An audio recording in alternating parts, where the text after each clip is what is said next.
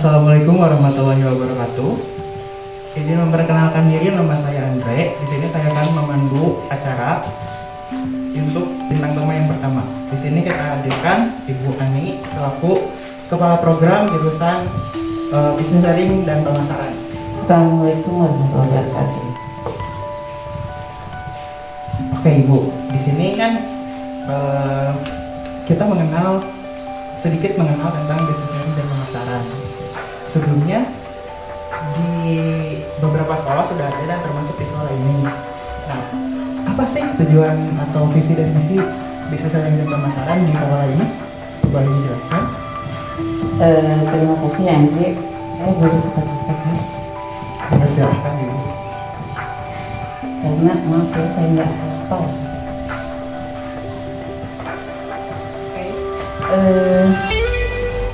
Program bisnis sharing dan pemasaran membekali peserta didik dengan keterampilan pengetahuan bersikap agar kompeten dalam bidang-bidang yang berhubungan dengan kegiatan pemasaran, baik itu tentang melakukan penjualan, pengiriman barang maupun tentang pengemasan barang.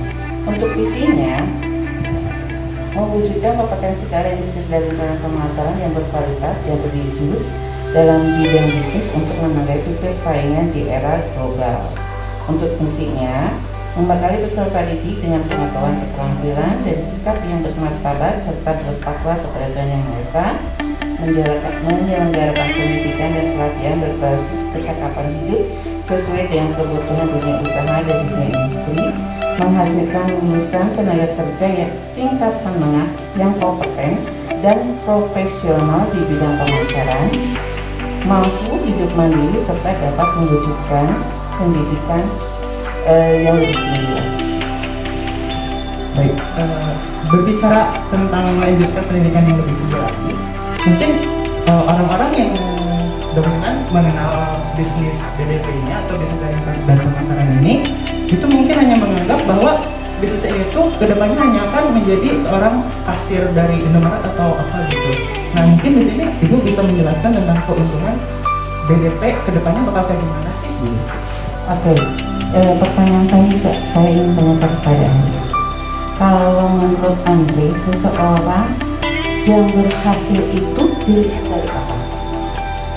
Kalau menurut saya sendiri, orang yang berhasil itu ya orang yang sudah memiliki skillnya sendiri dan mengembangkan apa yang bisa dia kembangkan mungkin dari skillnya atau dari kemampuannya, dia kembangkan dan menjadi sebuah usaha yang membuat dia sukses gitu.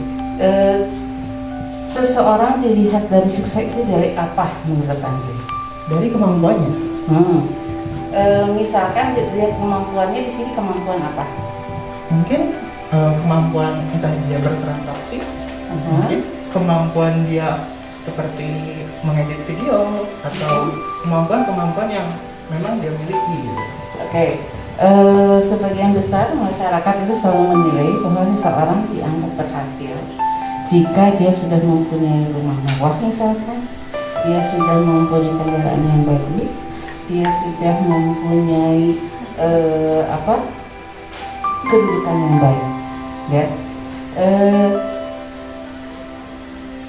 Untuk hal seperti itu, kadang-kadang orang selalu beranggapan bahwa untuk menjadi seorang yang berhasil itu harus mempunyai pangkat yang tinggi atau mempunyai kedudukan yang tinggi.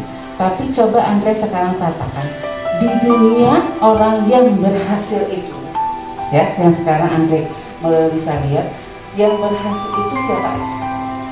Apakah dia pegawai, ataukah kebanyakan pengusaha, atau mereka yang bergerak di bidang perdagangan? Kalau menurut saya yang berhasil, orang-orang yang berhasil itu orang-orang yang bisa orang-orang yang menjadi perdagangan itu, atau mungkin pengusaha-pengusaha yang sudah berarti orang selalu menilai, banyak orang selalu menilai di tingkat keberhasilan itu bahwa dia sudah mempunyai kekayaan yang banyak, ya. Nah, kalau kita melihat bahwa kekayaan yang banyak itu pasti kalau kita menghitung itu kebanyakan pengusaha, ya kan, pengusaha. Karena kalau pegawai dia kaya itu pasti tujuannya korupsi, ya kan? Nah, Nabi Muhammad sendiri adalah seorang pedagang, ya. Jadi apa salahnya kita sebagai seorang pedagang? Itu tidak ada yang salah. Sebagai seorang pemasaran tidak ada yang salah. Keuntungan kalau kita masuk dalam bisnis jaringan pemasaran adalah untuk mencapai itu, salah satunya. Tapi tetap dibarengi dengan tingkat religius yang tinggi. Jadi saya tidak mau kalau anak berbisnis jaringan pemasaran itu berhasil ke depannya, tapi dia tidak religius. Karena kalau misalkan anak bisnis jaringan pemasaran ke depannya berhasil, dia bisa jadi penipu. Ya, kalau dia dibarengi dengan religius. Jadi harus mempunyai kemampuan berjualan yang baik, strategi pemasaran yang bagus, pemilihan produk yang tepat, terus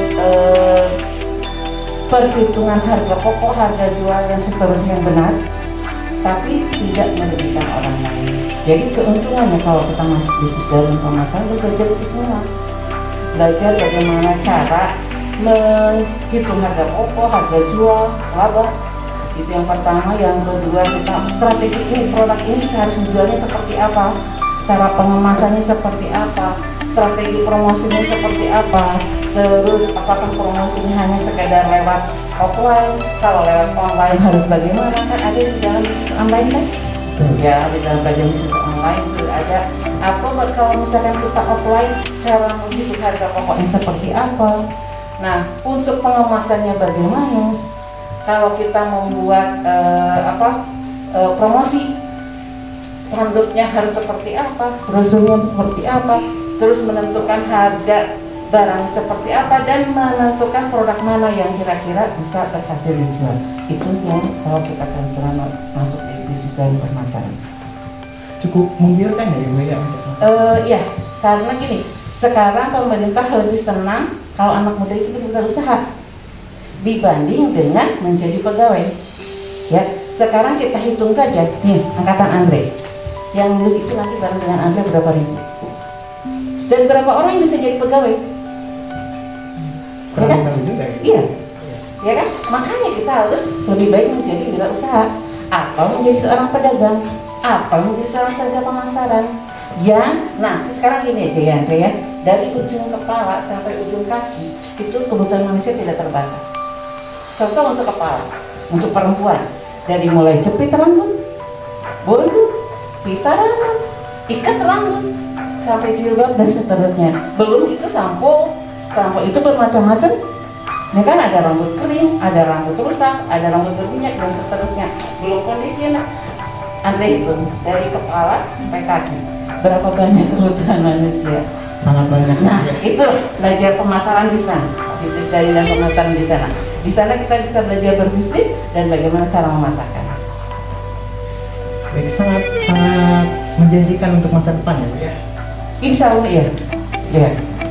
Mungkin untuk mempelajari hal-hal itu kesulitannya ada di mana, Bu? Kesulitannya itu karena pertama, jangan ragu untuk masuk bisnis jaringan pemasaran, ya. Dan jangan gengsi untuk menjadi seorang pedagang, ya. Tidak sedikit pedagang yang jauh lebih berhasil dibanding dengan yang hanya sekedar mencari jabatan. Setinggi-tinggi jabatan dia adalah pegawai, tapi serendah-rendahnya seorang pedagang dia direktur, ya. Ada 3 hal dalam bisnis, dalam pemasaran yang harus kita pakai. Yang pertama, jadilah yang pertama. Jadi orang lain belum terpikir, kita sudah terpikir, kita sudah menciptakan suatu barang. Lalu yang kedua, kalau tidak bisa jadi yang pertama, jadilah yang terbaik.